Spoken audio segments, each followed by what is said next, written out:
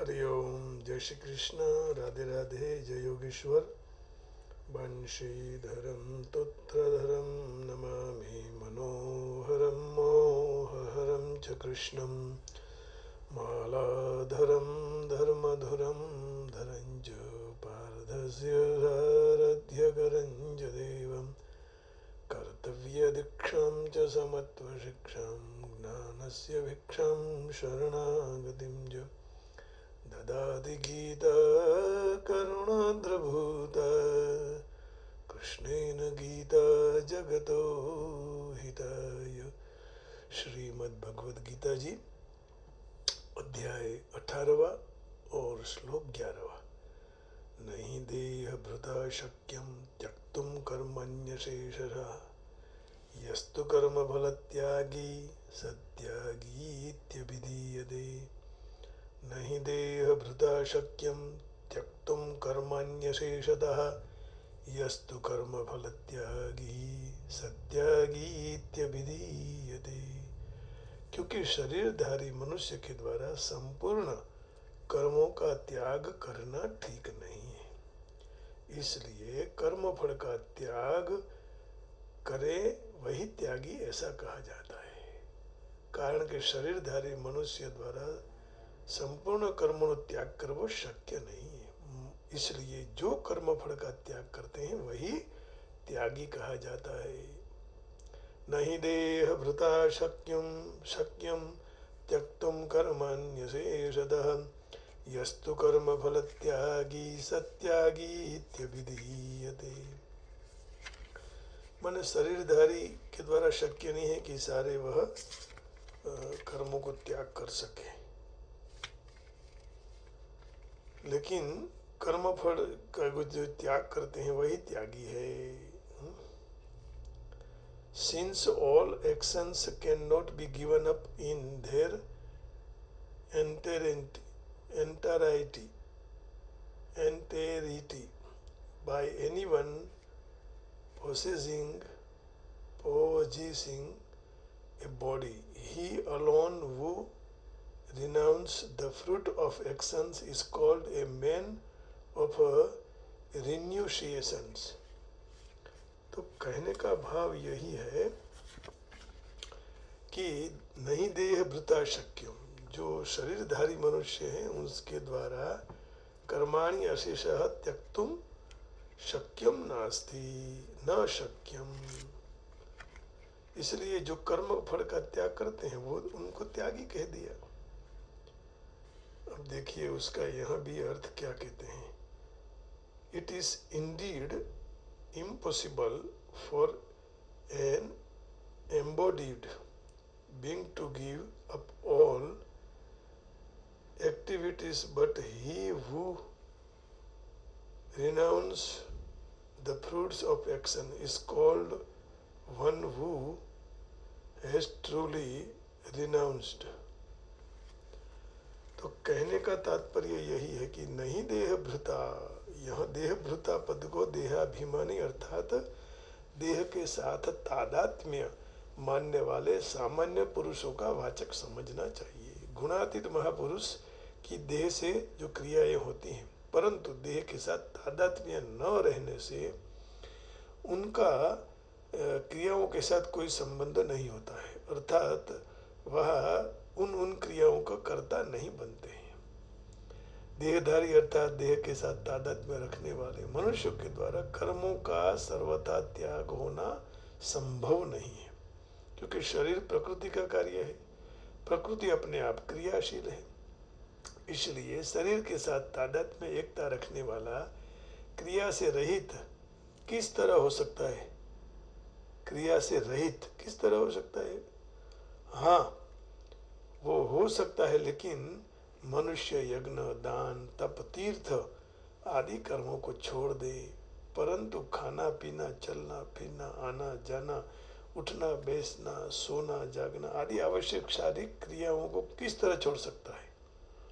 दूसरी बात, अंतर से कर्मों को संबंध छोड़ना ही वास्तव में छोड़ना है, बाहर से संबंध नहीं छोड़ सकते। जो बाहर से संबंध छोड़ दिया जाए तो वह कहाँ तक छूटा रहेगा।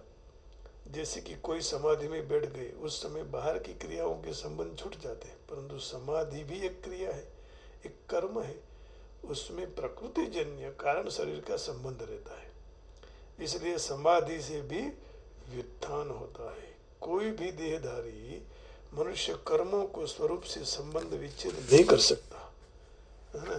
तीसरे अध्याय के 5वें श्लोक में कह रहे हैं कि कर्म तो करना ही है, नहीं कश्चित् क्षणमपि जातु तिष्ठत्य कर्मकृत् कार्यते यवशः कर्म सर्वः प्रकृतिजैर्गुणैः।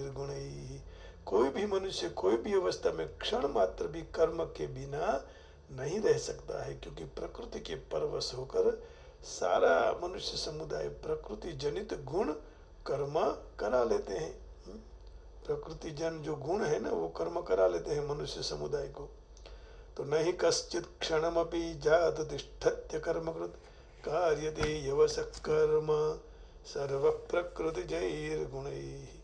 कर्मों का आरंभ किए बिना निष्कर्मता योग निष्ठा प्राप्त नहीं होती है। इसलिए कर्मों का त्याग करने मात्र से सिद्धि सांख्य निष्ठा भी प्राप्त नहीं हो सकती है। सांख्य निष्ठा भी प्राप्त नहीं होगी। जब तक कर्म का त्याग नहीं करेंगे तब तक निष्ठा भी प्राप्त नहीं हो सकती है। यदि निष्ठा स्थिति को प्राप्त करना है तो क्या करना पड़ेगा? त्याग करना पड़ेगा। जैसे न कर्मणा मनारंभान नैष्कर्म्यम पुरुषोश्नुते न च संन्यासनादेव सिद्धिम समधिगच्छति। मनुष्य न तो कर्मों का आरंभ किए बिना निष्कर्मता का अनुभव करता है, कर्म का आरंभ तो करना चाहिए, और न तो कर्मों को त्याग मात्र से सिद्धि को प्राप्त होता है। केवल त्याग मात्र से भी सिद्धि प्राप्त नहीं होती है। पुरुष चेतन सदा निर्विकार और एक रस रहने वाला है, परंतु प्रकृति विकारी और सदा परिवर्तनशील है। जिसमें अच्छी तरह से क्रियाशीलता हो वह प्रकृति कही जाती है। प्रकर्षेण करणम इति प्रकृति ही भावे ल्युट प्रत्यय हुआ है। पुरुषः पलाश निर्लेपवत् प्रकृति ही सर्वम, प्रकृति बद्धु जयम। तो प्रकृति के कार्य शरीर के साथ जहाँ तक पुरुष अपना संबंध तादात्म्य मानता रहता है, वहाँ तक वह कर्मों का सर्वथा त्याग नहीं कर सकता है।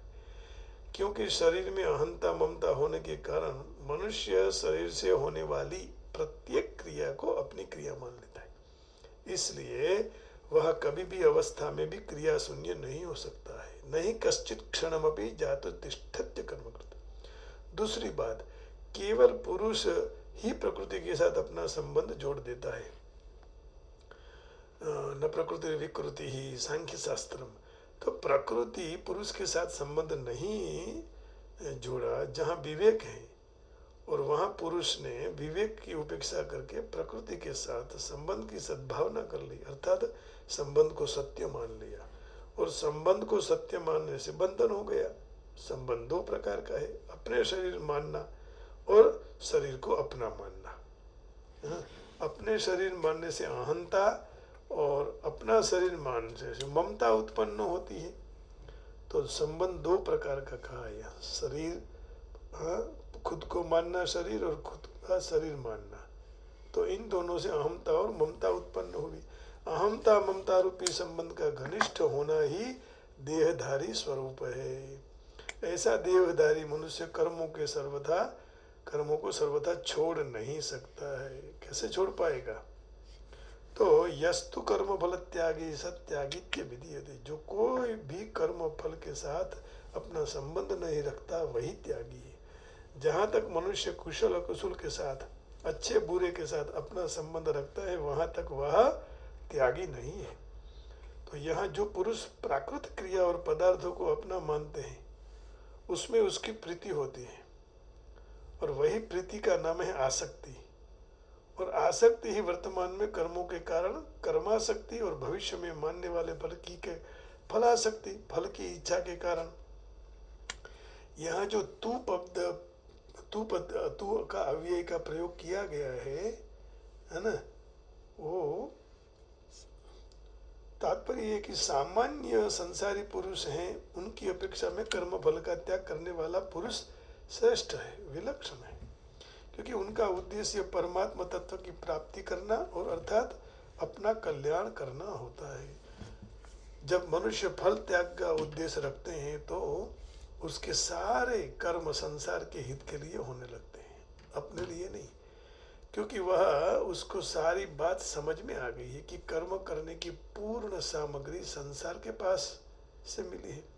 तो संसार है लेकिन वो अपनी नहीं है, सामग्री अपनी नहीं है, क्योंकि कर्मों के भी आदि और अंत होते हैं और उनका फल भी उत्पन्न और नष्ट होने वाला होता है, परंतु वह सदा निर्विकार है। आत्मा निर्विकार है ना। नैनम चिंतन्ति शस्त्राणि नैनम दहति पावकः न चैनम क्लेदयन्त्यापो न शोषयति मारुतः।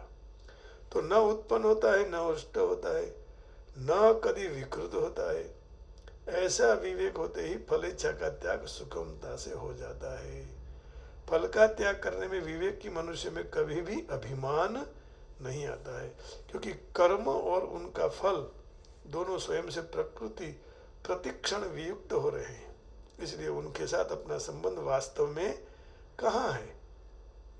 इसलिए भगवान कहते हैं कि जो कर्म फल का त्यागी है वही त्यागी कहा जाता है ना।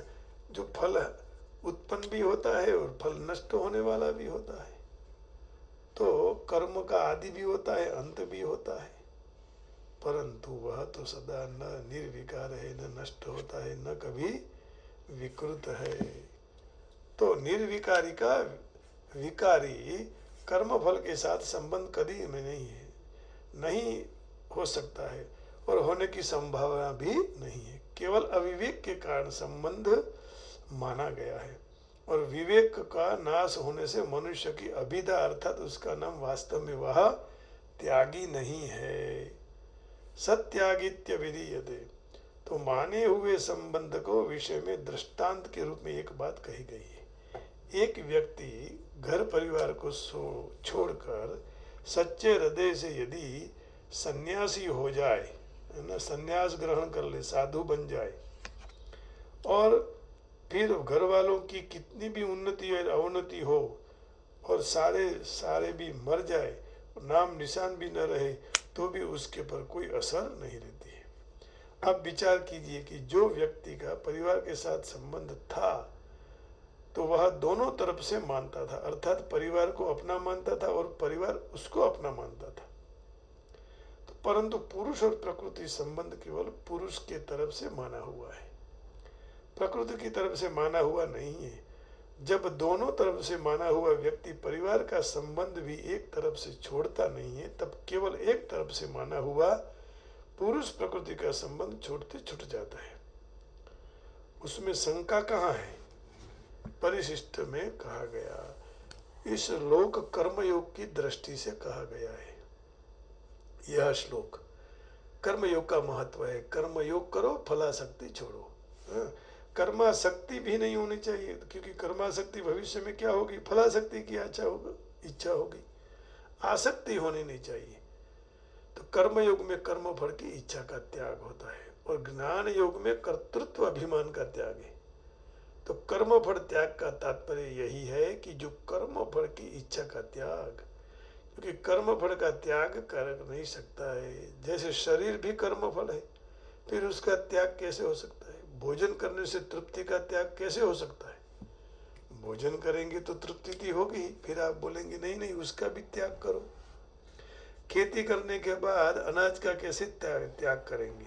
हाँ, तो उसके साथ इसलिए साधक कर्म फल की इच्छा का त्याग करना है।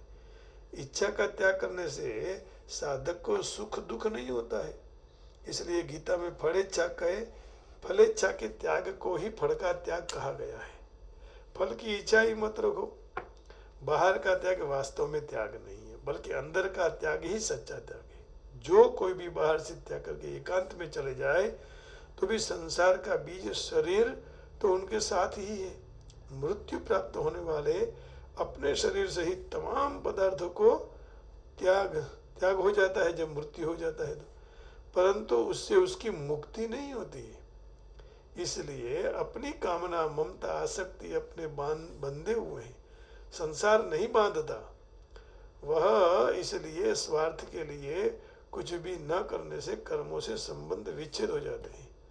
यज्ञायाचरतः कर्म समग्रं प्रवलीयते, यज्ञायाचरतः कर्म समग्रं प्रवलीयते।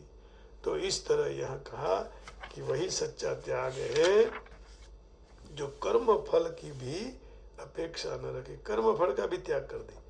नहीं देह भृता शक्यम त्यक्तुम कर्माण्यशेषतः यस्तु कर्म फल त्यागी सत्यागीत्यभिधीयते। वह वही सच्चे त्यागी हैं। हमारे पूज्य गुरु जी त्यागी 1008 लक्ष्मण दास जी त्यागी जी कहे जाते थे और वास्तव में त्यागी ही थे। तो भगवत गीता में मनुष्य कदापि कर्म का त्याग नहीं कर सकेगा, इसलिए कृष्ण के लिए काम करो, भगवान के लिए काम करो। कर्म के फल का वो भोग नहीं करता तो कृष्ण को समर्पित कर दो, वही सच्चा त्यागी है।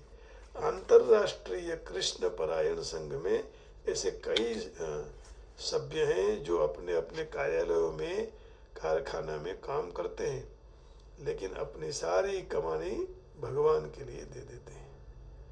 तो इसका अर्थ ये हुआ कि मैं सारा कृष्ण के लिए करता हूँ, वही सच्चा त्यागी है। ऐसे महात्मा लोग वस्तुतः सन्यासी है। तो संन्यास आश्रम में स्थित होते हैं, कर्म फल का त्याग कैसे करेंगे, क्यों करना चाहिए, ये यहाँ स्पष्ट बता दिया। संन्यास आश्रम में स्थित हैं, कर्म फल का त्याग कैसे किया जाए। कर्म फल का त्याग करेंगे तो फलासक्ति नहीं होगी, फलासक्ति नहीं होगी तो फिर त्याग अपने आप आ जाएगा। तो सत्यागीत्य विधीयते, उसको त्यागी कहा जाता है। लेकिन संसार में भगवान ये भी कहें कि भाई कोई भी कर्म किए बिना तो रह ही नहीं पाता है, कुछ न कुछ तो कर्म करता ही रहता है आदमी। तो नहीं कल्याण कृत कश्चित दुर्गतिम तात गच्छति, लेकिन जो कुछ कर्म करते हैं वो करते रहो और उनकी दुर्गति कभी नहीं होती है। लेकिन बात ये ध्यान में रखना कि कर्माशक्ति और फलाशक्ति दोनों को हमें छोड़ना है। न हमें कर्माशक्ति हो, न हमें फलाशक्ति होना चाहिए, है ना। और भगवान से यही मांगते रहो कि प्रभु बस आपके दर्शन होते रहे और हमारे प्राण छूटे, और आपका भजन होता रहे, हमारे प्राण छूटे। इससे हमारे जीवन का सब मंगल ही होगा, और ऐसे मंगल केवल प्रभु के द्वारा ही हो सकता है। आइए प्रभु से प्रार्थना करते हैं।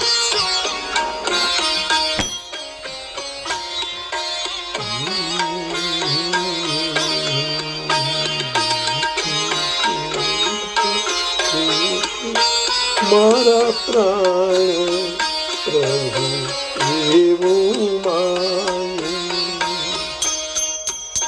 भक्ति करता छूटे मारा प्राण प्रभु जी एवं मांगू सदा।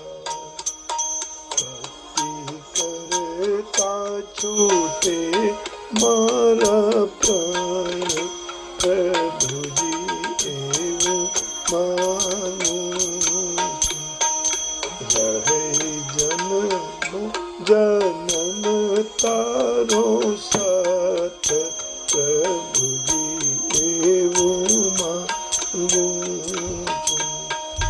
भक्ति करता छूटे मारा प्राण प्रभु जी एवं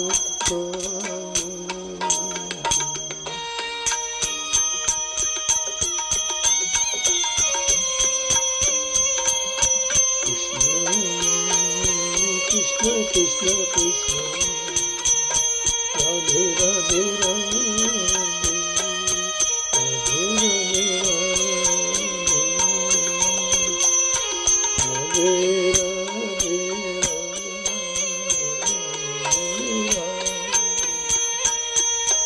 तारू गलो मानो જોયા કરું, રાત દિવસ ભજન તારું ગાયા કરું.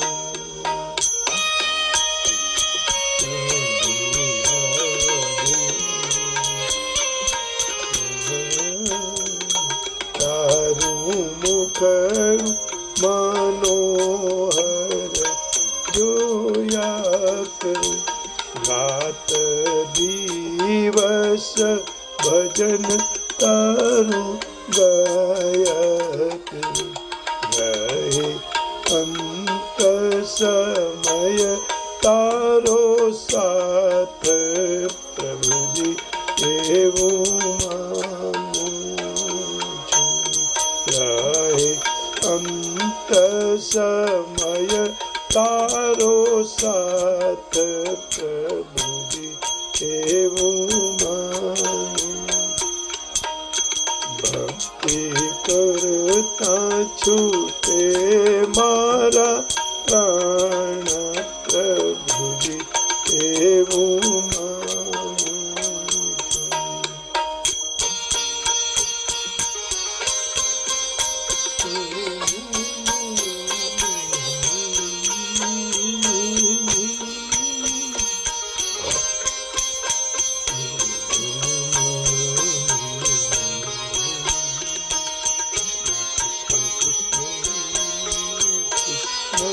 Krishna, Krishna,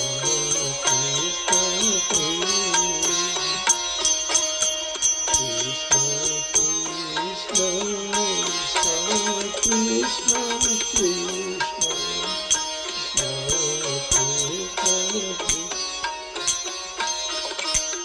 મારી આશા નિરાશા કરશો નહીં, મારા અવગુણ હૈયામાં ડરશો નહીં.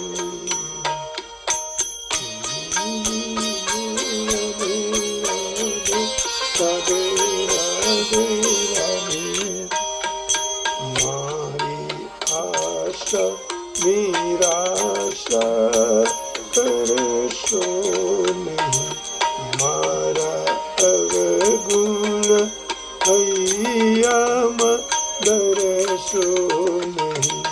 નાગે વાસે રટું તારું નામ પ્રભુજી એવું માનું સદા. શ્વાસે શ્વાસે રટું તારું નામ પ્રભુજી એવું માનું સદા. ભક્તિ કરતા છૂટે મારા પ્રાણ પ્રભુજી એવું માનું સદા. ભક્તિ કરતા છૂટે પ્રાણ પ્રભુજી એવું માનું.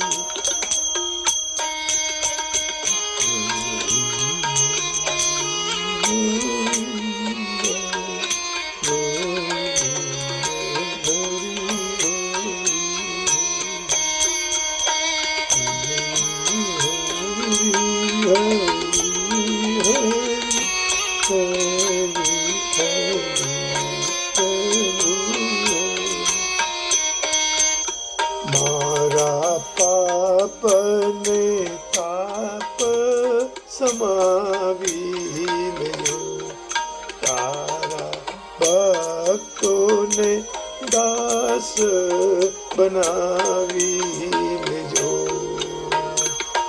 મારા પાપને તાપ સમાવી,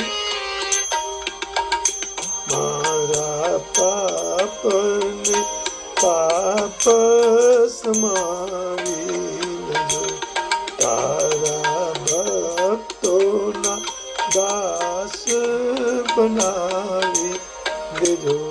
કે જો આવીને દર્શનનું દાન પ્રભુ जी એવું માંગુ સદા ભક્તિ કરતા છૂટે મારા પ્રાણ પ્રભુજી એવું માંગુ સદા રહે જન્મો જન્મ તારો સાથ પ્રભુજી એવું માંગુ સદા ભક્તિ કરતા છૂટે મારા પ્રાણ પ્રભુજી એવું માંગુ સદા પ્રભુજી એવું માંગુ સદા પ્રભુજી એવું માંગુ સદા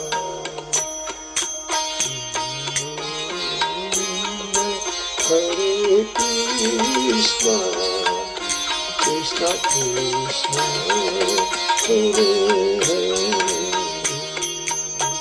हरे कृष्ण।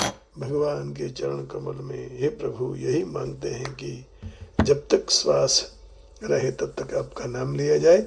आप सबके हृदय में ऐसे परमात्मा बैठे हुए हैं, उनको प्रणाम करके वाणी को विराम देता हूँ। जय श्री कृष्ण, हरि ओम, राधे राधे, जय योगेश्वर, ओम नमः शिवाय, गोविंदा गोविंदा, राधे राधे, बरसाने वाले की जय। जय श्री राम, जय राम जी की, जय राम जी की।